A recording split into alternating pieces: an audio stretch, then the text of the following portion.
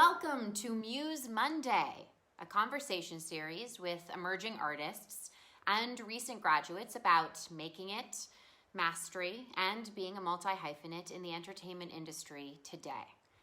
My name is Bryce Dallas Howard, and I'm founder of Nine Muses Entertainment, and you are about to meet the wonderful Nia Farrell, who will be your host for the series. Hey everyone, I'm Nia Farrell with Nine Muses Entertainment, and I am so excited to introduce our first guest, Tyaela Nieves. Tyaela is an interdisciplinary artist in Brooklyn, New York, who is deeply inspired by her Afro-Latina heritage. Today, she's going to talk to us about continued learning while balancing the realities of post-grad life. Welcome, Tyaela. Hey, Tyaela. Hi, Nia. It's good to see you. You too. Thank you so much for being a part of Muse Monday, our first one. But I'd love to know, where you're at today. Where are you calling in from? What gives you joy? I'm in Brooklyn. Yeah. I just moved to a new apartment, and I am very happy. It has a lot of sunlight and space, and is rent controlled, so that brings me joy. Yeah, I'm doing good. I'm writing. I'm moving, I'm watching things, I'm cooking, I'm loving. Since graduating last year, what have you been up to? Working as a college counselor with this national nonprofit college advising corps, where we work with underserved students in New York City. And yeah, it's been really great. It's a really wonderful group of advisors, like other college advisors that I work with. Most of us are first gen, POC. It's amazing. They're very inspiring people, and my students are awesome and funny and wonderful. That's the day job. Other than that, I've been working on a film that took some pauses during coronavirus and the switch of everything. Yeah, sometimes it feels like I'm not doing anything at all, and sometimes it feels like too much. So yeah, that feels like life. Can you tell me a little about the film that you're working on? Yes, it is titled Limona Grillo, and it is a short film, kind of a day in the life of a girl, and she's kind of dealing with the grief of losing her mom, but it's also about her mom and what it looks like for her to understand the grief that her daughter is experiencing. And it was really fun to do. It was something that I wanted to, I really wanted to focus after graduating on, with like a BFA in drama. I really wanted to focus on what it's like to transition into film. And like this film is like, I want to get a team together who have different skill sets, finding these like collaborators through the Tisch community. And then I shot it in December, and my plans were like, be done by March, send it out to festivals like summer, like have my friends over, we're gonna watch it, like hell yeah, be working on other things. And then Rona hit, so that really put a pause on it, and now I'm finally working on it again. Yeah. Finished editing, now it's in sound, and hopefully by fall we'll get those early bird festival, spots or whatever. That sounds awesome. I really appreciate the fact that you took a pause where it wasn't about just pushing through all the projects that you had laid out and the plans that you set up. But it's okay, the world is shifting. My role in how we move through this time is shifting. What am I gonna do next? Yeah. How about you? I mean, post-grad has been everything kind of screeched to a halt, in good ways and in oh, this is gonna be tough. But since graduating, been working with Bryce, which has been a joy, and then just been writing a lot more. I also went through that senior year of maybe acting doesn't stir my soul in the way that it used to, and it's really about creating spaces for others that gives me so much joy. And what I found even more now, when we can't make physical spaces for other, how can we still bring people together in a communion in some sort of way? Yeah. Awesome. Thanks. Yeah. How did you make those decisions to do what you did after graduating? I think it was kind of evaluating like, what do I need to keep a roof over my head and get like food on the table, like those practical things. I feel like day job is like a dirty word, and like we should like openly talk about it. Like there are things that we need to do in order to like make a living. Yeah. So what were your like decision points? I feel like there was also this question that I asked myself where it's like, do you pick a day job that has nothing to do with what you're interested in, or something to do with what you're interested in?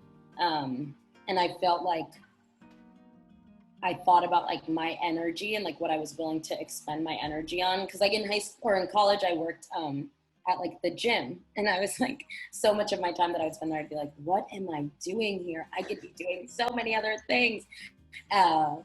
Even though I'm grateful for what I had. So I think I needed to know that I would be spending my time on something important. And I do feel like working with my students in Brooklyn has been like just the most rewarding thing ever. And also I've learned a lot about how to like manage a room and like work with different kinds of people. And yeah, it's been good. Yeah, I think someone in our class works in like marketing and another person in the casting office. So you're able to get like different perspectives of like the field that you're in without putting like so much pressure on your art being the thing that like needs to get you money all the time. Like that's a lot of pressure to put on like a short film that you make. Like this is the thing that's going to pay my rent, where it's like, I'd rather my art be like much more free, and I put pressure on like the other job to help that. Yeah. I remember at one point I applied to the Directors Guild of America for the receptionist position. I was just like, I could just sit there and have these cool people walk in and like I'm learning something, you know? Yeah, I feel like those are the that's so smart. Yeah. Something that like we also wanted to talk about was like saying yes to opportunities, even if it's like outside of your artistic medium. And that's like kind of what we were talking about with these day jobs, but like what do you specifically do that's like outside of your filmmaking medium? I got asked to do a choreography piece by this artist Jordan that I know, and I met him through a dance piece that a teacher at Tisch asked me to be in. And I actually knew him from Albany, but I didn't actually know, we know a lot of the same people from Albany, which is where both of us grew up. And he asked me to do this dance piece, and I was like, I'm not like a dancer. And he was like, no, I'm just like, he was like, he was orchestrating the night and wanted different types of artists to create these dance pieces. So I got to like ask a dancer to come and a musician, and then we came up with something together, and I gave them like language. Luckily, I knew a lot about how to create something out of nothing just from being in ETW. And I ended up exploring the themes that would end up in my film through this dance piece. And I got to just like meet a lot of really great artists and do something creative, which was really, really wonderful. Sometimes as artists, we really become very myopic, and we're like, no, my dream is to be the next Ava DuVernay, and it's like, what are you doing that for? Like, just keep creating and just keep like being in spaces. And I say that to myself, like, what are you, Tyaela, doing that for? Just keep like spending time with other people and like find people that inspire you, and just keep saying yes to stuff. You're speaking to like the multi-hyphenate part that was like so much of a focus of Bryce's class, but also ETW, which is like the experimental theater wing at Tisch Drama, where it's like we really did like, we had our hands in every form of like generating and devising. And you say you're not a dancer. I mean, like one of my favorite quotes from our movement teacher, Barney, was like, I'm not a dancer, but I move. It's like, that's what we are. Or it's like, I'm not a dancer, but I move. And so you like, that language, and you know how to tell a story. And that's like really what's at the core of it, just like telling a story. Yeah. I also feel like that speaks to like after post-grad, I don't know if this was the same for you. I think some people were very smart in college and thought a lot about like, what do I bring to the table, and like noting it down throughout. But I also think a lot of artists are not that way and just graduated and were like, I don't even know what I am good at, honestly. And so I think like, especially the first year out, it's really figuring out what do you bring to the table and how do you articulate that in the like 30 seconds that you have someone's attention when you have an opportunity. And this saying yes to things like that you feel like aren't in your comfort zone are moments where you get to realize how much you do bring to the table and like how you can really come up with something. And just what you bring to the room. And then you figure out what that you're of value. You had some like really wonderful check-in questions that you shared with me that kind of like allow you to evaluate whether you're bringing your full whole self to your spaces. And so they were like, what are you learning with wherever you're at? And how are you being kind to yourself? So with where you're at in the world right now, could you answer the first one being, what are you learning? You know, I ask myself that every day, especially because I did choose a 9 to 5 to protect me after post-grad. And I think that has a lot to do with like my upbringing. And I think 9 to 5 is important to most people in different ways. But I think growing up with not a lot of money, with a single parent, like it was like, I cannot leave college and not have stability, and at least that way. So I had to ask myself like every day, like, am I still learning? Am I still growing? Am I still an artist? Or else I was like gonna be terrified. At the job with my students, I really have learned so much about directing because and this is very specific to me, but I do think being close in age to them, but not that close. Like they look at me and they see maybe like a 30-year-old, but like the teachers see me as like the student's age, really. But they have so much confidence in me to be the person who always has the answer that they're looking for. And that gave me confidence, or even just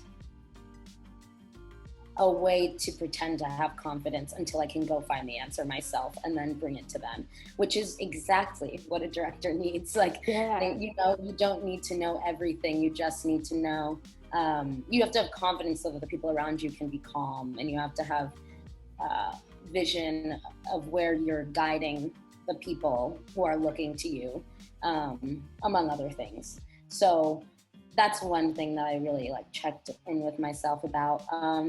And just writing. I think honing in on my writing skills, trying to keep myself disciplined and like write regularly, especially in a post-grad life where like no one is checking in with you. You don't have deadlines and you don't have a grade at the end of the day that's going to make you feel good or bad about your writing. So taking like online screenwriting classes and stuff like that has been really great for me.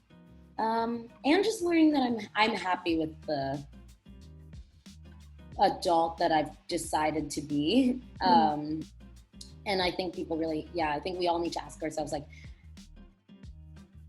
what have you learned even in the last 4 years about yourself after graduating? And like, are you happy with those decisions, or do you need to like radically change something? And I feel like I've radically changed enough to where I'm gonna just relax for a little bit. Yeah. I mean, you're a wonderful human being, and it's been so wonderful to like see that transformation over the past 4 years and to like be a part of it in some ways. So I'm not taking credit for your transformation in any way. I just mean like I was like there watching it being like, yeah, Tyaela. Yeah, no, I feel the same way about you. It's like really amazing to go from that. Like we were so little. We were babies. So little. Like, and who let like, us decide? We became women in those time periods. We were women. We're now women. We're like, I'm a woman. Like, this is me.